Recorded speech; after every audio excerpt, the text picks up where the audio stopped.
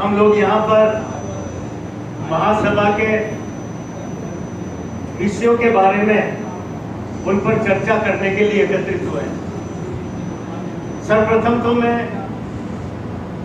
गौतमाश्रम पुष्कर जो आज इस विशाल और भव्य और सुंदर भवन के लिए यहाँ के पदाधिकारियों को हार्दिक बधाई और धन्यवाद देता हूँ। साथियों, हमने विचार सुने। माननीय सावित्री प्रसाद जी गौतम, इन्होंने महासभा के समक्ष अपने जो सुझाव रखे, काफी मेहनत की है, उसके लिए मैं इनका आभार व्यक्त करता हूं। साथ ही जैसा कि यहाँ पर निर्णय हो चुका है कि ये केवल इनके प्रस्ताव है और इसमें विधान संशोधन की भी जो सुझाव दिए गए, उसके लिए इस मंच से घोषणा की गई है कि महासभा के अध्यक्ष जी को पावर दिया गया है कि वो एक संविधान संशोधन के लिए कमेटी बनाएंगे और वो कमेटी अपनी राय देगी और उसको अगली बैठक में और उसके बाद महाधिवेशन में उस पर निर्णय लिया जाएगा। तो उस पर अधिक चर्चा करने की अभी आवश्यकता नहीं है।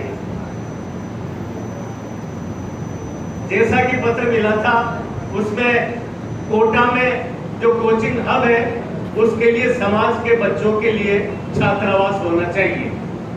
मेरा ये निवेदन है कि कोटा में जो हमारे स्थानीय संस्था का जो भूखंड है उसके द्वारा छात्रावास निर्माण किया जाएगा।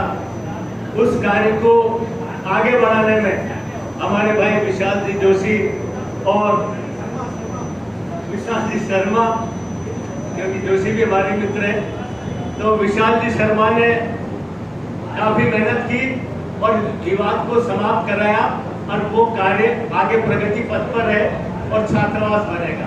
पर मेरा ये निवेदन है कि जैसा कि हरिद्वार की बैठक में निर्णय लिया था महासभा में कि महासभा के द्वारा छात्रावास का निर्माण कोटा में कराया जाएगा, तो मेरा पुनः ये निवेदन है कि महासभा कोटा में छात्रावास के लिए भूखंड का चयन करें और महासभा के स्तर पर उस छात्रावास का निर्माण हो, ताकि वो छात्रावास का नियंत्रण और महासभा का उस पर स्वामित्व है।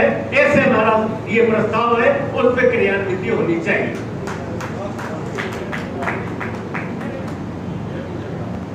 एक छोटी सी बात है, हमारे महर्षि गौतम की जयंती नवरात्रा स्थापना के दिन होती है,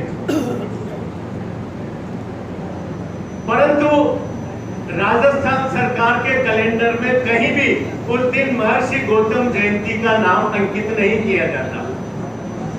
इस वर्ष जो गौतम जयंती थी वो चेटी चंड के एक दिन पहले थी, जबकि अवकाश होता है चेटी चंड का।